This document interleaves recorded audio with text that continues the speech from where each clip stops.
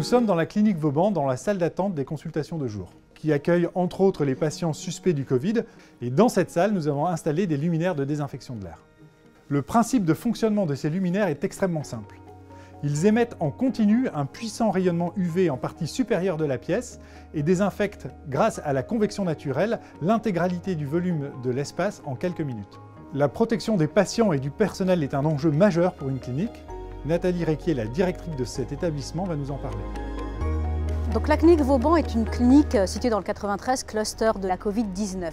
Nous avons choisi d'installer les luminaires à UV qui désactivent les virus dans la salle d'attente des consultations non programmées qui prend en charge des patients suspects Covid.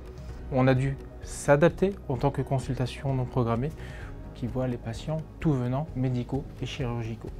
Et à ce titre-là, on reçoit également les patients qui ont des syndromes fébriles, des états grippaux et qui ont le coronavirus. Donc si une technologie qui a montré son efficacité avec des publications scientifiquement prouvées, qui est déjà utilisée dans d'autres structures, y compris des laboratoires, si on peut en faire bénéficier nos patients, dans une salle d'attente, encore une fois, qui est soumise à un passage important de patients et donc à un brassage important de microbes, eh bien on l'utilise volontiers.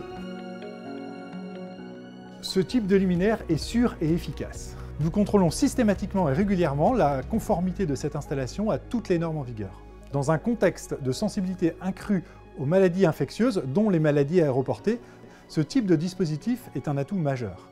Donc après une première phase réussie d'installation dans la salle d'attente des consultations non programmées, nous avons choisi d'équiper l'ensemble de nos salles de consultation pour protéger les patients qui viendront nous voir et les personnels qui travaillent.